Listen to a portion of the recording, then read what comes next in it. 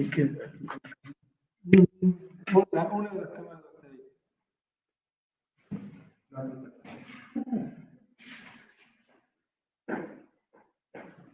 ¿Ustedes me dicen? Ustedes dirán, espérenme. Hasta que se siente.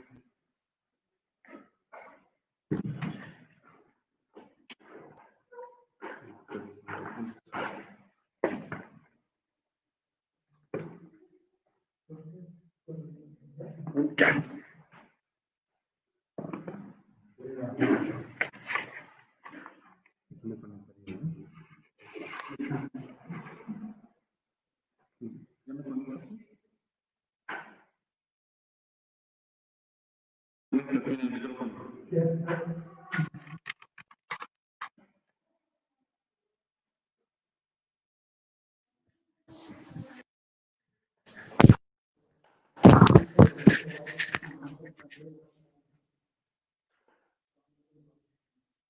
Vamos a dar inicio ahora a la segunda conferencia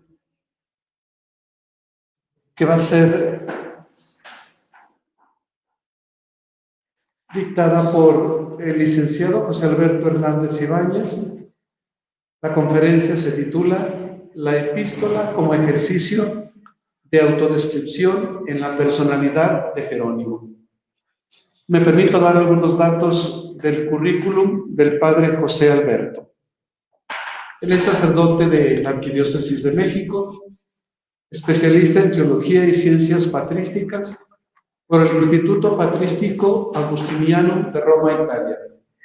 Ha sido formador en el Seminario Conciliar de México, profesor e investigador en universidades como esta Universidad Pontificia de México, Universidad Intercontinental, Universidad Nacional Autónoma de México, entre otras.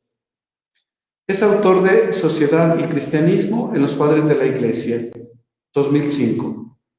Judas Tadeo, Historia, Doctrina y Espiritualidad de un santo amado pero desconocido, 2012. Patrología Didáctica, 2018. Tiene también artículos teológicos en diversas publicaciones. Actualmente se desempeña como secretario general de esta Universidad Pontificia de México. Bien, muchas gracias por la invitación. Doy lectura a este acercamiento a la personalidad de Jerónimo. Yo haré algunas exposiciones contextuales, pero lo interesante aquí será escuchar al mismo Jerónimo en algunos de sus testimonios a través de sus cartas. El desarrollo literario cristiano de entre los siglos II al V adquirió plena aceptación dentro de la cultura clásica en virtud de comunicar los intereses propagandísticos y dogmáticos hacia los diferentes públicos al que se dirigía. Los escritores convertidos a Cristo utilizaron los mismos géneros literarios con los que fueron formados como retóricos, pero crearon nuevos recursos con los que atrajeron la atención de sus lectores, forjando con ello nuevos paradigmas épicos y sociales centrados en los personajes representativos de la fe.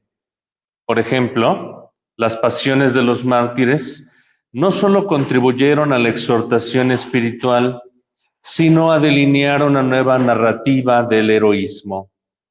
O la vida de obispos y monjes que fueron concebidas para configurar al nuevo hombre sacro, líder religioso en el Imperio Romano, poseedor de ciencia, elocuencia y poderes terreno trascendentes.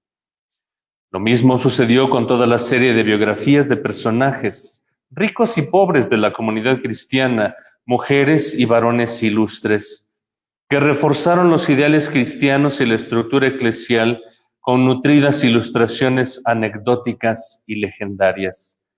Todos estos ejemplos tenían como principal objetivo fijar las tradiciones apostólicas, pero sobre todo, exaltar la santidad del personaje, generándose una hagiografía que permitía visualizar prioritariamente la mística del momento y de su protagonista. En estas narraciones con frecuencia aparece el ser hierático y se esfuma el personaje concreto, Los sentimientos humanos se mitigan sublimados por la candidez espiritual y el lenguaje taumatúrgico. La fisonomía histórica se desvanece para dar paso a la creación legendaria del santo, una canonización que no admite defectos humanos. La historia, por su lado, ha forjado la idea de los personajes con la escueta biografía, dejando el análisis de la personalidad a la interpretación de los lectores. No cabe duda, realizar un estudio prosopográfico es una labor delicada que requiere de una hermenéutica responsable y una seria traducción de la información que del sujeto se puede poseer. En el caso de los personajes antiguos, domina la lectura legendaria y los juicios anecdóticos que se hacen verdad histórica. Por ejemplo, el cristianismo ha hecho una lectura canónica o, si se me permite el término, anatémica de sus protagonistas. Ha rehabilitado los pecados de sus amigos y ocultado las virtudes de sus adversarios. ¿Quién, por ejemplo, ha resaltado las virtudes ascéticas de los herejes o puesto en evidencia el despotismo de algunos santos obispos? Los cronistas clásicos construyeron relatos enmarcados en sus propias concepciones de época, pero toca al lector contemporáneo descubrir la originalidad del personaje, detectando su genio con el conocimiento de su doctrina, pensamiento y sentimientos. Primer punto, la epístola como un modo de autorrepresentación. La presente exposición pretende mostrar los testimonios autobiográficos de Jerónimo de Estridón, quien a través de su producción epistolar ha entretejido las cuestiones de su entorno cultural, pero sobre todo ha realizado un trabajo autoproyectivo de personalidad. Los autores clásicos utilizaron el medio narrativo para la discusión, permitiendo de manera elegante, con la libertad que permite la dispositio epistolar, hablar de sí mismos o realizar el retrato hablado de sus circunstancias. Dentro de este encuadre literario, Jerónimo es el hombre de estructura clásica, en constante tensión con su exigente modo de entenderse como cristiano.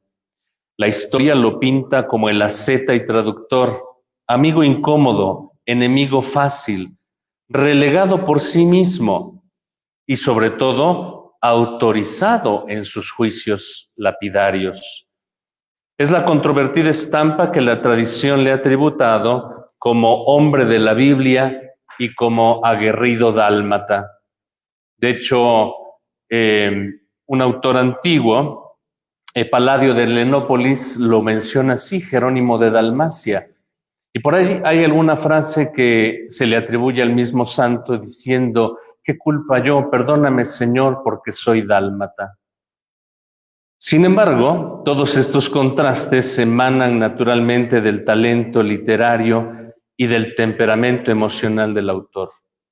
Jerónimo estaba dotado de buena sensibilidad filológica, pero a decir de sus críticos, era de constitución psíquica frágil, lo cual se disimulaba con la exigencia ascética.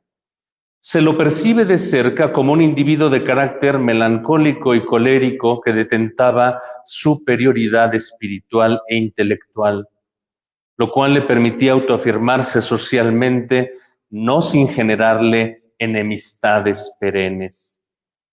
No hay que olvidar que Jerónimo era un aristócrata con una personalidad persuasiva y modeladora, influyente en las clases altas, deseoso por conquistar ese tipo de público hacia el mismo ideal. Tenía la clara intención de formar una élite ascético-intelectual para exaltar la latinidad cristiana, muy en sintonía con aquel Didascaleion de Alejandría, dirigido por Panteno, Clemente y Orígenes. Así lo manifiesta a sus amigos Cromacio, Jovino y Eusebio, manifestándoles la nostalgia de la lengua materna mientras vive la experiencia monástica en el desierto de Calcis. Y cito lo que a continuación se verá en la diapositiva. Ahora converso con vuestra carta, la abrazo, y ella conversa conmigo, porque aquí solo ella sabe latín. La lectura del epistolario jeronimiano invita al descubrimiento de la caracterología del autor, apoyada sobre todo en su talento literario, donde se descubre el temperamento del hombre de su época, analítico y altamente emocional. Cito las palabras de un gran estudioso, Manlio Simonetti, que dice: donde pasa del desahogo personal al breve tratado de argumento exegético o ascético, de la consolatio al encomio, del ataque polémico a la exaltación de los propios ideales. Es aquí donde está todo Jerónimo, el exégeta refinado, el asceta intransigente, el polemista irritante, siempre tenso, atrayendo sobre sí la atención de la gente de cultura y de letras, en una densidad de escritura colorida y brillante que anima muchas páginas sugestivas que nos haya dejado la literatura antigua. Hasta ahí la cita. Pero Jerónimo repetirá esto mismo con sus propias palabras. Cito: ¿qué le vamos a hacer? No tengo fuerzas para dejar de decir lo que siente mi corazón. Siguiente punto: la fuerza estilística del epistolario jeronimiano. Es difícil establecer el número real de cartas que componen el epistolario de Jerónimo. La colección conocida es apenas lo que hasta el momento se ha recuperado. Incluso en este se retoman piezas a él enviadas o por él traducidas. Algunos críticos proponen un esquema de producción epistolar paralelo a las etapas de la vida del autor, básicamente desde que era un joven monje hasta la vejez, donde se lo representa casi escribiendo a todas horas. Cronología que puede tomarse como un dato secundario. Lo más destacable es el sinnúmero de temas abordados en ellas, hecho que convierte cada pieza en un verdadero tratado y a veces en monumento literario. Por ejemplo, la carta 1 a Prudencio es un apasio con una renovada narrativa martirial. La carta 10 a Pablo, el encomio sobre la vejez, la cual evoca al Cato Mayor de Cicerón. La carta 54 a Furia sobre la viudez, los panegíricos fúnebres de las cartas 39, 60, 77 y sobre todo la 108 sobre la muerte de Paula. La 14 a Heliodoro, la 52 a Nepociano, la 22 a Eustoquia, convertidas en verdaderos tratados de espiritualidad monástica, sacerdotal y de la virginidad respectivamente. Las exegéticas a Fabiola, a Paulino, a Amando, o sobre la educación de los hijos en la carta 107 a Leta, etc. La variedad de los contenidos nos manifiesta un Jerónimo sincero e inabarcable, pero también anuncian un campo de investigación con muchas más cuestiones abiertas. El talento retórico en el epistolario tiene la característica de ser erudito bajo las formas del sermo simplex, con un propósito didáctico siempre evidente: docere et delectare. Jerónimo, a pesar de su sarcasmo, gusta. Es más, ofende con la poética, ilustra sus pesares con la autoridad de Virgilio, de Cicerón o de la misma Sagrada Escritura. Baste citar la carta enviada al monje Crisócomas. La voy a leer toda porque es breve en realidad, pero nos vamos a dar cuenta de esta facilidad que tiene Jerónimo para ilustrar las cosas. Dice así: cuánto sea mi afecto hacia ti, te lo ha podido contar nuestro querido hermano Heliodoro, que no te ama con menor amor que yo. Tu nombre resuena continuamente en mis labios, de forma que con cualquier motivo recuerdo tu gratísima compañía. Admiro tu humildad, encomio tu virtud y pregono tu caridad. Qué hermosas palabras. Pero en Jerónimo siempre hay un pero. Sin embargo, continuó, al igual que los linces que por su cualidad ingénita apenas miran atrás, se olvidan de lo pasado y se les borra de la memoria lo que dejan de ver sus ojos. Así también tú te has olvidado por completo de mi amistad y has borrado aquella carta que el apóstol dice que está escrita en el corazón de los cristianos. Y la has borrado no por encima, sino como quien dice, hasta la última capa de cera. Por cierto, que esas fieras de que te hablo capturan a veces bajo las ramas frondosas de un árbol animales tímidos, como cabras que huyen o ciervos, y a la presa que corre en vano, pues lleva al enemigo a la espalda, la desgarran de arriba abajo con rabioso diente, y ya no se acuerdan de cazar hasta que el vientre vacío acucia sus secas fauces. Pues tan pronto como tu voracidad se harta de sangre y llena sus dilatadas entrañas, a la hartura sucede el olvido, y ya no sabrán qué es cazar hasta que el hambre se los recuerde de nuevo. Y aquí viene un final fantástico. Pero tú, que aún no estás harto de mí, ¿por qué unes el fin con el principio? ¿Por qué sueltas antes de asir? A no ser que alegues la excusa, compañera eterna de la negligencia, de que no tenías nada que escribir, pues deberías escribirme eso mismo, que no tienes nada que escribir. Vean qué talento para hacer menciones poéticas interesantes. Jerónimo ha utilizado un medio escrito para comunicarse con el público, como de ordinario se hace, pero destaca otra intencionalidad, consciente o no: demostrar la crónica de una época eclesial turbulenta por las transformaciones sociales y políticas a las que el cristianismo se adaptaba. Ahora veremos algunas citas que nos muestran su reacción cuando decidió salir definitivamente de la ciudad eterna. Cito: me acarrearon la infamia con una falsa acusación, pero yo sé que hemos de llegar al reino de los cielos pasando por buena y por mala fama. La siguiente cita también es muy elocuente. Así pues te ruego y te aconsejo con afecto de padre, ya que has dejado Sodoma, es decir, Roma, para caminar presuroso hacia los montes, no mires a tu espalda. Esto a propósito de un amigo que iba a Tierra Santa, sale de Roma y va precisamente a Jerusalén. Siguiente: quédese Roma con sus tumultos, que la arena se encrespe,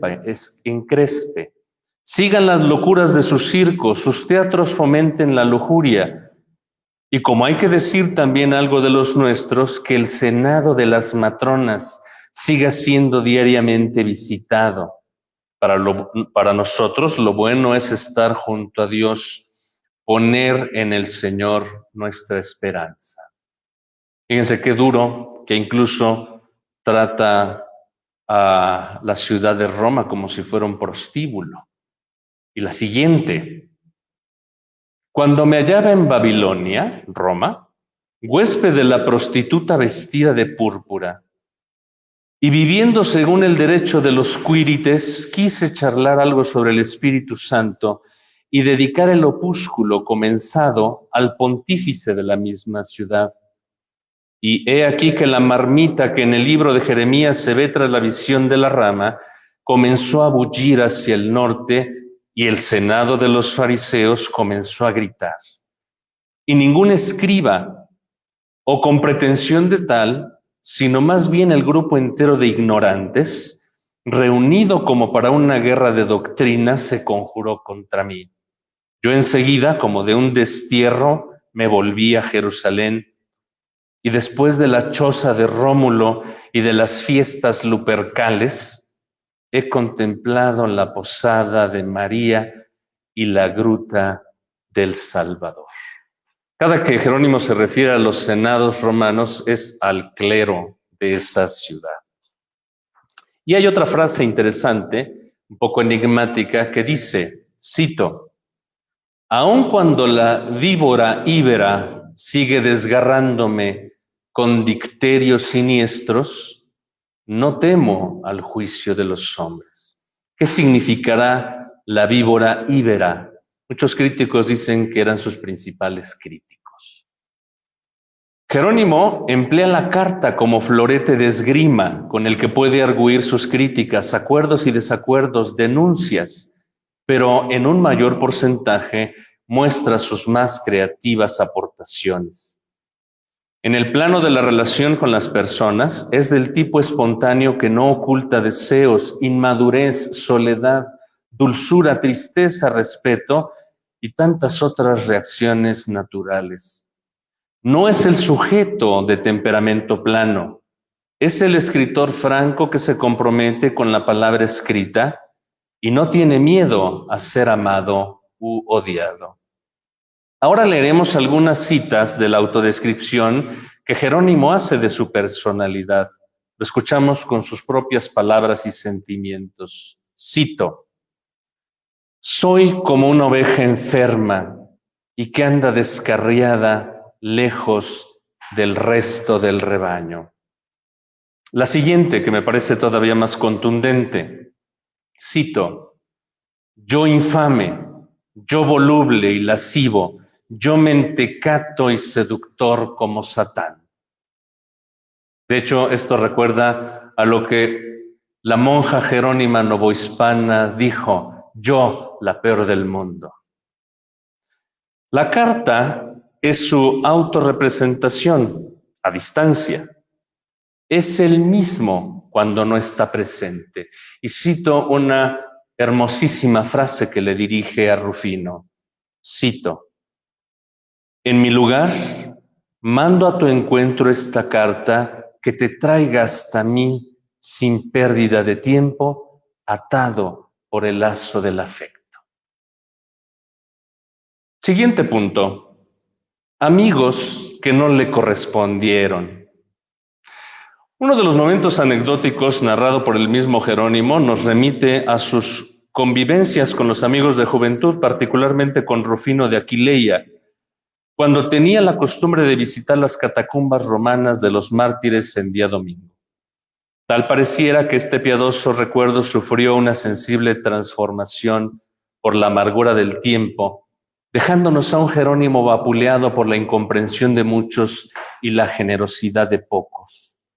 La mayoría lo percibía como un individuo hostil que demandaba atención, pero también le reconocían un talento arrollador, por lo que quizá se le correspondía con el respetuoso silencio que manifestaba admiración y a la vez el distanciamiento prudente. Así lo hace ver en las siguientes afirmaciones. Y cito una carta al monje Antonio. 10 cartas te he enviado y tú ni siquiera te dignas escribir una palabra. Si el respeto a las formas no me lo impidiera, con lo ofendido que estoy, te lanzaría un cúmulo de insultos que al menos irritado te decidieras a contestarme. Pero como irritarse es de hombres y no insultar a nadie de cristianos, vuelvo a mi antigua costumbre y de nuevo te ruego que ames a quien te ama. Y puesto que también tú eres siervo, concedas la palabra a tu consiervo. Y otra, que le lanza también a su amigo Niceas. Imagínense, si eso lo hace con sus amigos. Dice, cito, prefiero acusaros de pereza antes que condenarme a mí mismo de demérito. Cuando el asno come cardos, sus labios tienen la lechuga que merece. Bueno, hasta es simpático, ¿no? Utilizando estas frases ciceronianas. La posible causa por la que los amigos no escribieron a Jerónimo es la pena literaria, temor a tratar al personaje controvertido y evitar los consabidos conflictos emocionales. ¿Qué responder a un interlocutor que apabulla con los dichos clásicos? Jerónimo replica con acento irónico y juguetón. Si me quieres, contéstame. Si estás enfadado, contéstame, aunque sea enfadado. En mi soledad tendría un gran alivio si recibiera una carta de mi enfadado amigo. Amén. Esa demanda de respuesta tiene rasgos de necesidad afectiva, sin embargo, es un desafío a la discusión retórica. Jerónimo es un literato culto, hambriento de intercambio de ideas, y en su ocio santo quiere tener presencia intelectual a costa de extraer motivos polémicos o espirituales de quien considera capaz de mantenerse en la dinámica de las cuestiones et responsiones. No fue el caso cuando ya viejo pone límites a un Agustín de Hipona retórico en el pináculo del éxito. Y cito la siguiente carta a Agustín. Basta con que ames a quien te ama, y en el campo de las escrituras, tú que eres más joven, no provoques a quien ya es veterano. Ahora eres tú el que corre y cubre largas etapas. Yo tengo derecho a descansar. Acuérdate del refrán vulgar que dice, el buey viejo hunde más la pezuña. Acuérdate de mí, santo y venerable Papa. Mira si te amo, que ni siquiera provocado he querido responderte. Y a su confidente Ripario, cito, al exhortarme a que escriba, estás imponiendo una pesada carga sobre un asnillo ya viejo. La agudeza del espíritu y las fuerzas corporales me han abandonado. Las he perdido por el continuo desgaste de las enfermedades. En este último lamento se lo ve decrépito y dulcificado por el desgaste físico y mental. Nuestro Jerónimo, empero, corrió con la suerte de ser correspondido por quien entendía ese estilo académico de amar los temas que el maestro amaba y de estar de acuerdo con la opinión que de sus contrincantes tenía. Siguiente punto. Hacerse de enemigos. Con frecuencia sus allegados le pedían el propio parecer en materia doctrinal con respecto a otros autores, precisamente dentro del vórtice cultural de una época donde la polémica dogmática mantenía una sensible crispación por el sospechosismo de posturas. En efecto, Jerónimo no se tienta el corazón cuando hay que aclarar las virtudes y defectos de sus contemporáneos. Y lo hace con fundamento porque se ha tomado el tiempo para elaborar un catálogo de autores y de sus obras en el De Viris Illustribus, donde describe de modo objetivo el conocimiento de la cultura cristiana desde sus orígenes apostólicos hasta la mención de sí mismo. Sin embargo, en las epístolas pierde la compostura. Su crítica se transforma en un verdadero tribunal inquisidor. Cito a continuación un fragmento de una carta enviada a Paulino de Nola, refiriéndose a estos autores y dentro de ellos algunos padres de la Iglesia. Tertuliano es rico en sentencias, pero difícil en su estilo. El bienaventurado Cipriano fluye dulce y plácido como fuente purísima, pero centrado en la exhortación de las virtudes. Debido a las angustias de la persecución, nunca disertó sobre las sagradas escrituras. Victorino, coronado por insigne martirio, es incapaz de expresar lo que él entiende. Es como un río de elocuencia tuliana. Ojalá hubiera sabido defender lo nuestro con la facilidad con que supo destruir lo ajeno. Arnovio es desigual y minucioso, y por falta de estructura en su obra también resulta confuso. San Hilario se eleva sobre el gálico coturno y adornándose con flores de Grecia, se pierde a menudo en largos periodos y está muy lejos de ser lectura para hermanos más sencillos. Paso a hablar de ti mismo, Paulino. Tienes gran ingenio y un caudal inmenso de elocuencia. Hablas con facilidad y pureza. La facilidad unida a la pureza son propias de buen gusto. No cabe duda que Paulino le caía bien. Algunas veces no menciona abiertamente a los adversarios, aunque el pleito sea evidente y reiterativo.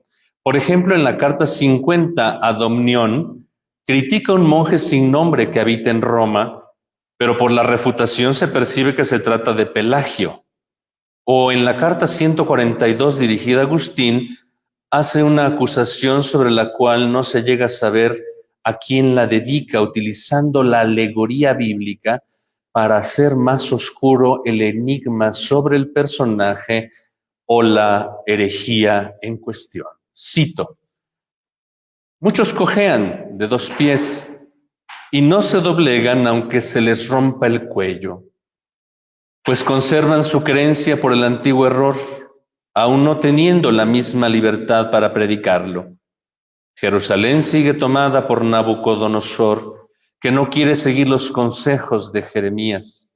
Antes bien, echa de menos a Egipto para morir en Tafnes y perecer allí en eterna servidumbre. Bueno, que los expertos nos expliquen de quién se trata. En otras ocasiones, nuestro autor quiere mantener la forma diplomática, pero se traiciona a sí mismo con arranques de celo intelectual, como lo fue en el caso de Ambrosio de Milán. En el De Viris Illustribus prefiere callar, dado que no pretende dañar la fama del obispo y del escritor, o mejor, no desea mostrarse adulador o crítico con la verdad, lo que equivale a pensar que Jerónimo no estaba del todo cómodo con el estilo literario ambrosiano. En el prefacio al de Espíritu Santo de Dídimo el Ciego, y que es una carta en sí mismo, dirigido a Pauliniano, explota airadamente porque al parecer Ambrosio se le adelantó publicando su propio tratado sobre el Espíritu Santo. Texto que desacredita con adjetivos irónicos. Y cito: y para revelar desde el título al autor, he preferido ser traductor de la obra de otro, más que, como hacen algunos, adornarme como deforme corneja con los colores de otro.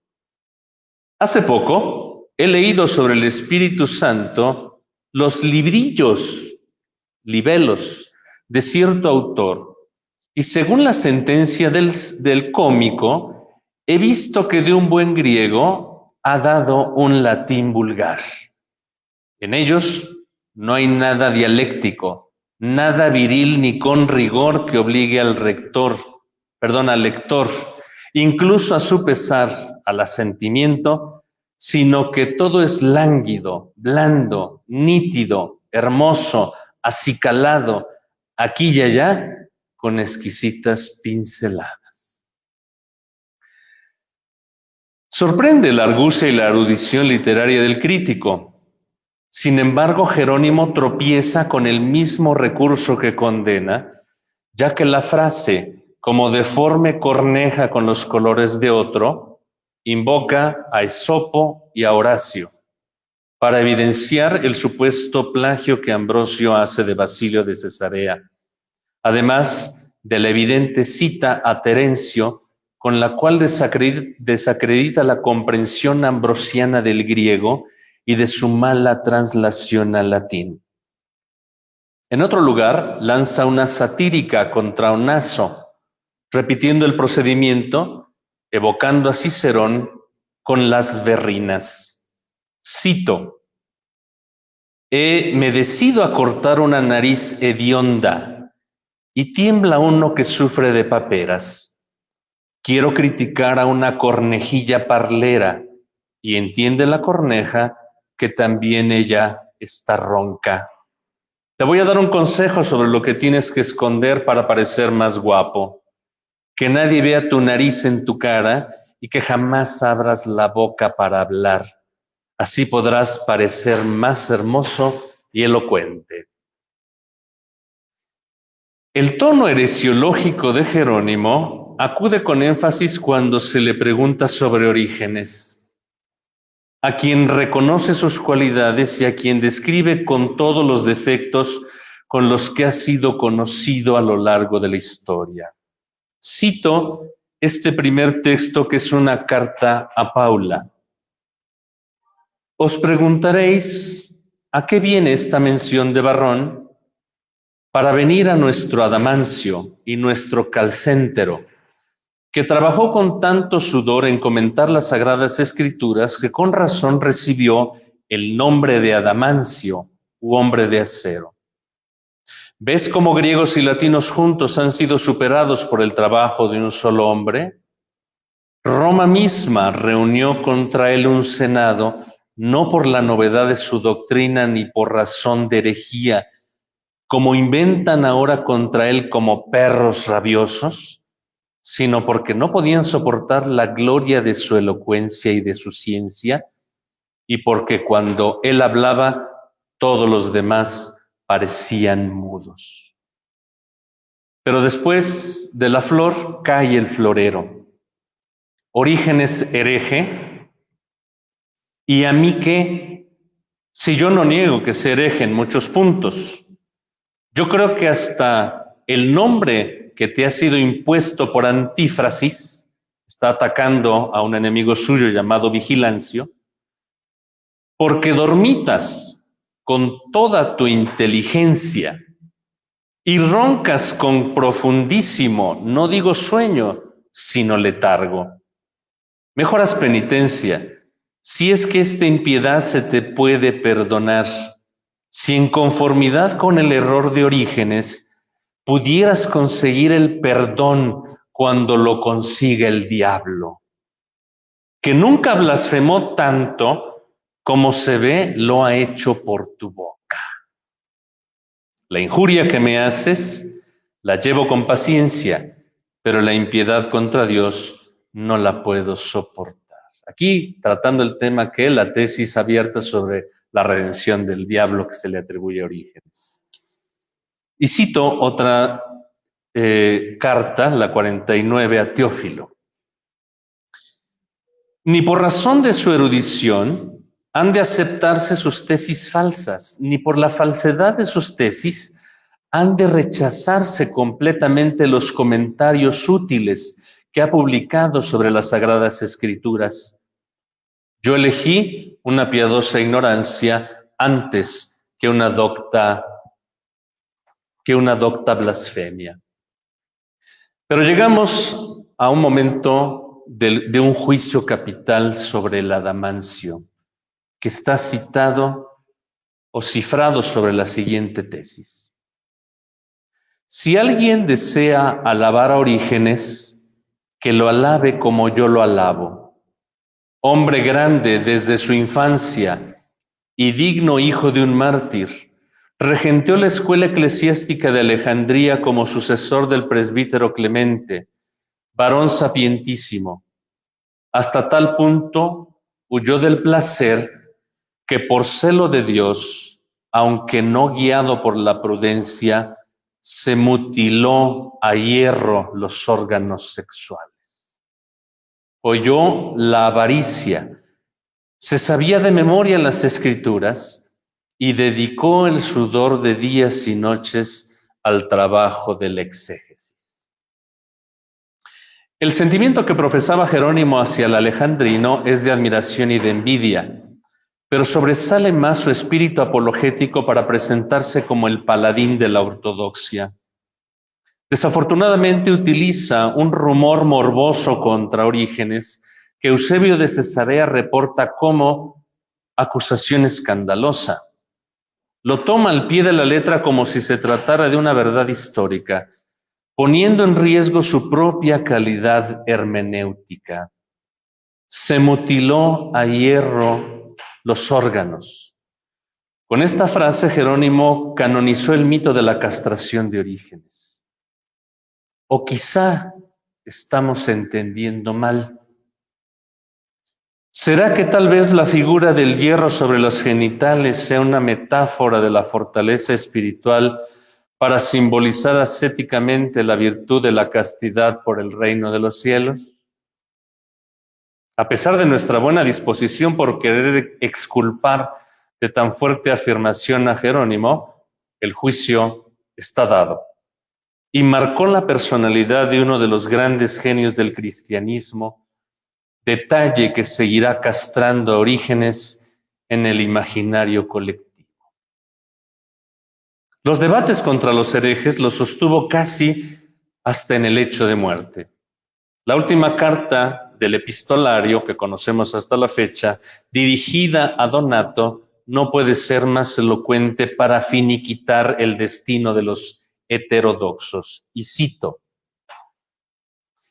hay que exterminarlos, hay que matarlos espiritualmente, más aún hay que decapitarlos con la espada de Cristo, ya que no pueden recobrar la salud ni con emplastos ni con delicadas curas. Te ruego que saludes de mi parte a mi santo hijo Mercator. Anímale a que muestre el ardor de su fe y que rechace a cuantos estén marcados por cualquier sospecha de herejía pelagiana. Lo que es yo, consumido por la tristeza y la avanzada edad y quebrantado por las frecuentes enfermedades, apenas si he podido comunicarme con estas pocas palabras. Ya está languideciendo, pero sigue atacando a los herejes. Siguiente punto. Nostalgia por el amigo perdido.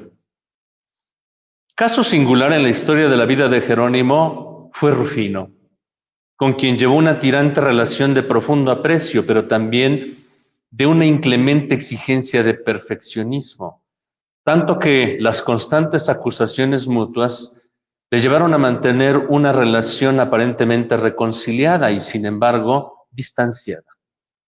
Víctimas de la fidelidad juvenil y de la desconfianza literaria, mantuvieron una cordial correspondencia en la que Jerónimo expresa sus más vívidos sentimientos.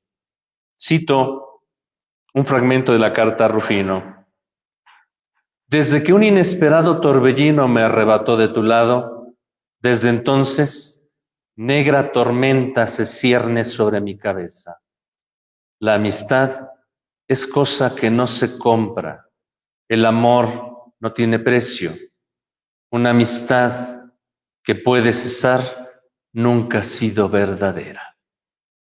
Palabras que nos evocan un Fedro platónico, expresión cautivadora de un alma epicúrea que se permite la pasión elegante, el delirio de la pérdida, tanto que se adorna tomando prestada la sentencia de Virgilio, de su Eneida, pero que se coloca en la sintonía del Lelius o el de Amicizia ciceroniano. Jerónimo se enfrentará al debate entre el amor cristiano y el filosófico pagano. El intelectual de corazón dividido a causa de su estructura mental será arrebatado al idealismo que anhela las amistades eternas, como en el caso de Florentino, a quien profesó: empiezo a amarte antes de conocerte. Presenciamos entonces a un Jerónimo interiorista, en el más amplio sentido agustiniano, porque se autoexplora en una especie de confesión literaria, donde el lector también queda atrapado en la introspección de sus propias relaciones y decepciones. Jerónimo intentaría, con mediano éxito, recuperar al amigo, pero sus reproches siempre estarán presentes. Y cito: con frecuencia, la mala fama miente por igual en uno y otro sentido, y lo mismo se difunden con falso rumor maldades de los buenos que maldades de los malos. De ahí que yo me alegre de la estima de tu santidad hacia mí, y no dudo que me elogiéis públicamente, aunque me dé miedo el juicio tácito de vuestra inteligencia. Así que os ruego que os acordéis de mí en vuestras oraciones, para que me hagáis digno de vuestra alabanza. Bueno, ahí Jerónimo se muestra conciliador, pero luego cambia de tono y cito: en cuanto a tu queja de que cada uno es esclavo de su propio humor y que tú no puedes adherirte a mi juicio, mi conciencia puede poner al Señor por testigo de que a partir del restablecimiento de nuestra amistad, ningún resentimiento se ha interpuesto por el que yo haya ofendido a nadie. Más aún, he tomado todo género de cautelas para que por lo menos el incidente no termine en malquerencia. Pero, ¿qué puedo hacer yo si cada uno piensa que lo que hace lo hace con toda justicia y cree a su vez que no muerde, sino que únicamente devuelve mordisco por mordisco? Como sea, Jerónimo es indomable. No descansa en su afán por aclarar las cosas a su gusto. Lo mismo hace con Agustín de Hipona en sus quejas constantes por demostrar quién tiene la razón, o poner en evidencia al contrincante que lo solivianta por motivos de competitividad. Y cito una carta dirigida a San Agustín: así pues, como ya te he escrito, o me envías la carta misma firmada por tu propia mano, o dejas de incordiar a un anciano que vive retirado en su celda. Pero si lo que quieres es mostrar o ejercitar tus conocimientos, busca jóvenes elocuentes y nobles de los que hay un sinnúmero en Roma, que ellos podrán y se atreverán a disputar contigo. Siguiente punto: cartas del santo amor. No todo, sin embargo, es confrontación en la pluma y en la vida de Jerónimo. Él encaja bien en un cierto sector noble de la sociedad romana que le estimula a llevar a cabo sus ideales espirituales, como le advierte a Dámaso Papa. Y cito: lejos de mí el deseo de adular, lejos de mí la búsqueda de apoyo en la cúspide romana. Yo no sigo más que las primicias de Cristo.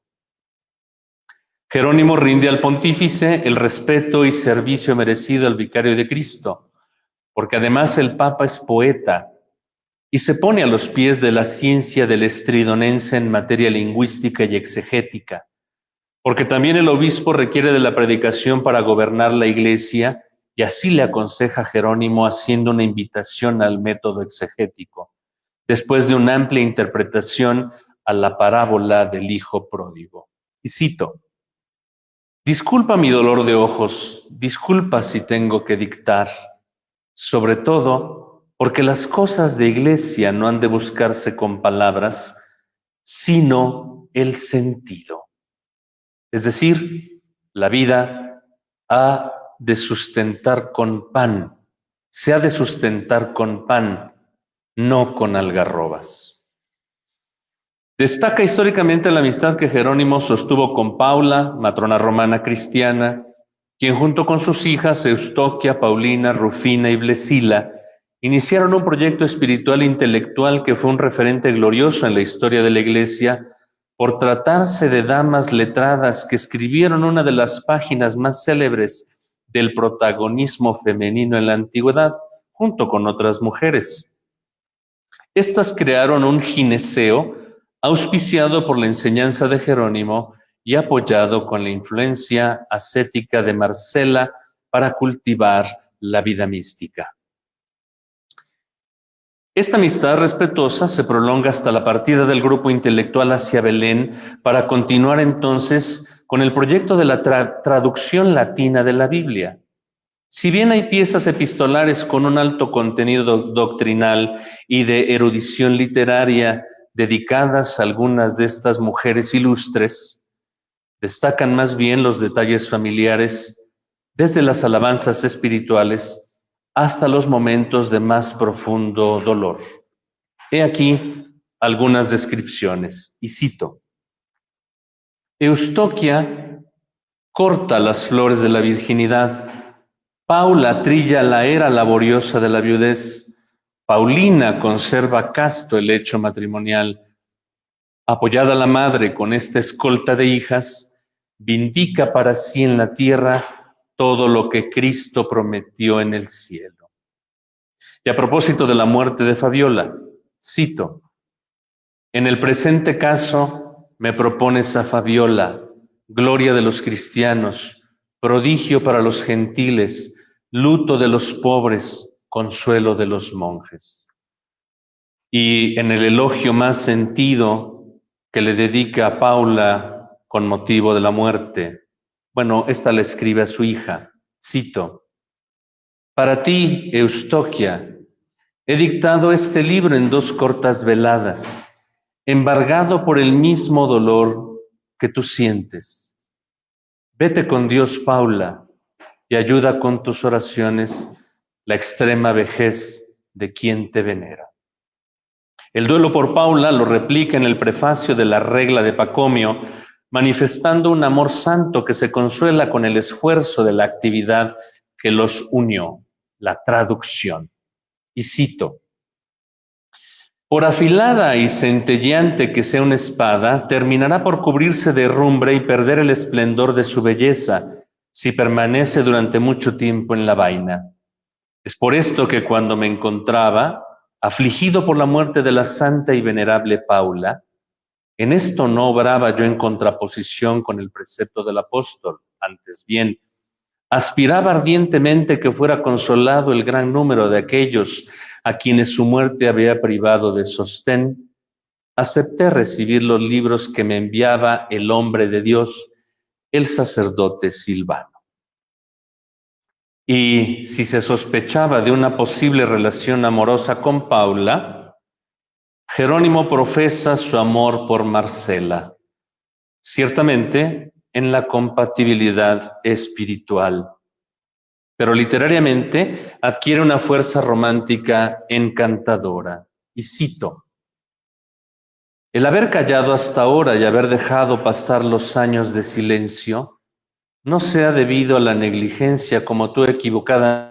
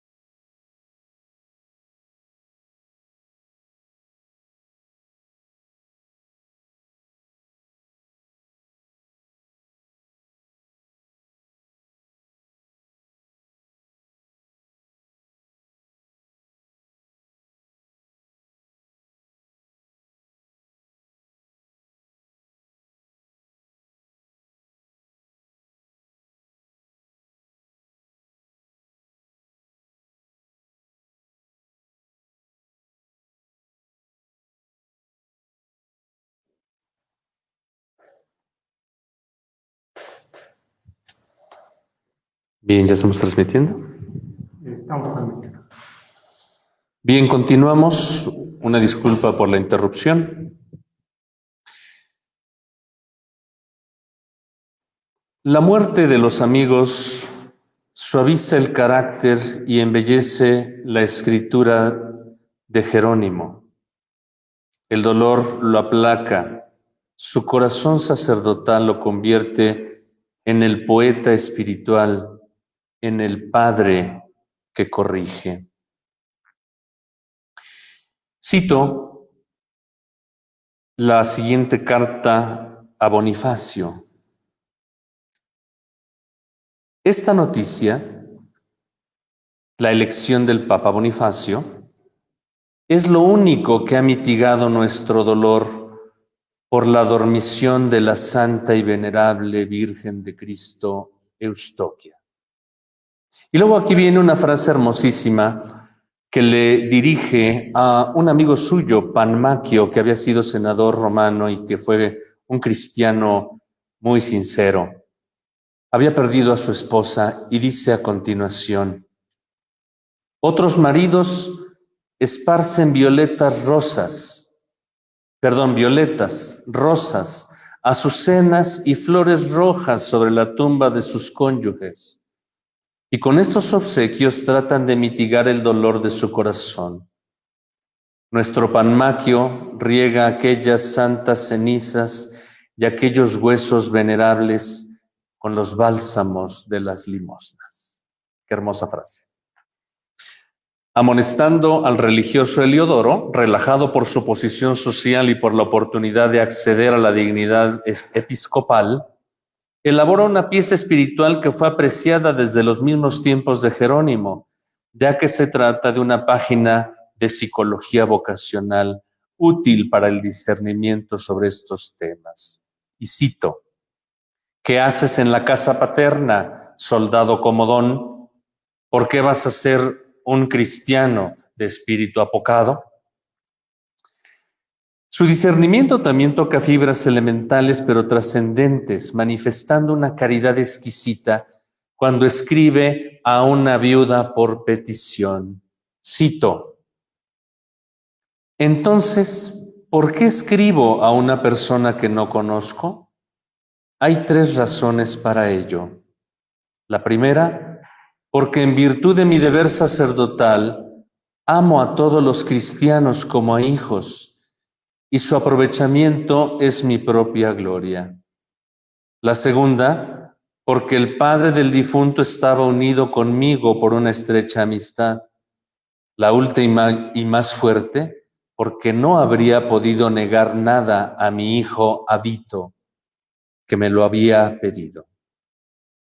Jerónimo, el infame, el voluble, el lascivo, mentecato y seductor como Satán, como él mismo se califica dramáticamente, construyó una fama espiritual e intelectual innegable. Se procuró la mala fama con sus críticas mordaces, adornó sus ofensas y elogios con la sensibilidad del filólogo, del literato clásico del siglo de oro de la latinidad cristiana. Amigo difícil, pedagogo iluminado. Tal vez en este binomio esté el secreto para comprender la personalidad de este hombre, totalmente cristiano, totalmente romano. Para tener un mejor juicio sobre Jerónimo, habría que aceptar la súplica que le hace al amigo Exuperancio, y cito: he llamado a las puertas de la amistad. Si me abres, me tendrás con frecuencia de huésped. Hay que acudir más a Jerónimo para conocerlo más. Conclusión. Posible acercamiento prosopográfico. Aunque nuestro personaje haya sido un autor prolijo, debemos distinguir entre sus momentos literarios y la propia vida. No toda su personalidad está reflejada en sus escritos, ni estos traducen todos sus rasgos biográficos. De hecho, una prosopografía patrística define los matices de la personalidad del autor en cuestión a través de las afirmaciones doctrinales. Se conjuga el carácter humano con el énfasis teológico. La estructura espiritual y la convicción de principios confirman la forma mentis y la intervención histórica del personaje. El epistolario jeronimiano representa una parte de la labor intelectual de este presbítero latino destacado. Fue la forma de comunicación habitual que aprovechó dentro de las reglas retóricas de su época, donde pudo construirse una personalidad literaria sincera o una ficción literaria, mejor dicho. Está claro que muchas de las reacciones interpersonales cultivadas por Jerónimo están ancladas en sus convicciones y en sus propias trampas espirituales.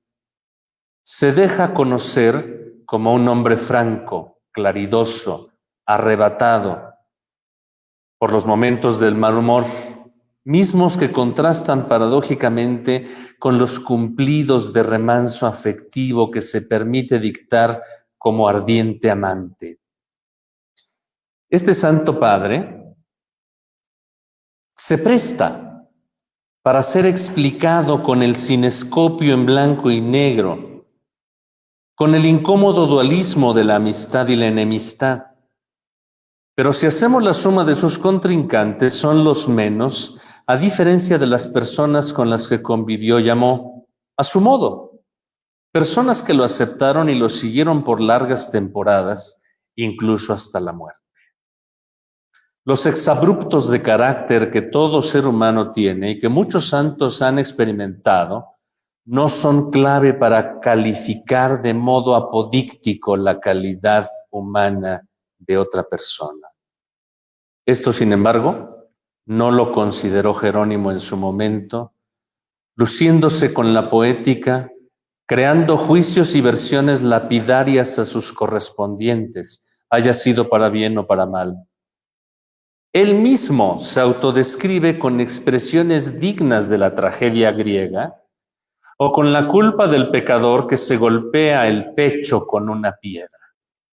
Jerónimo es el león manso con el que se le representa en la iconografía, que sufre una interioridad ascética que lo somete, pero que no es capaz de frenar la garra del instinto que profiere feroces sentencias cual bestia apocalíptica. Y ya estoy calificando a Jerónimo con su mismo estilo. Pido perdón por ello.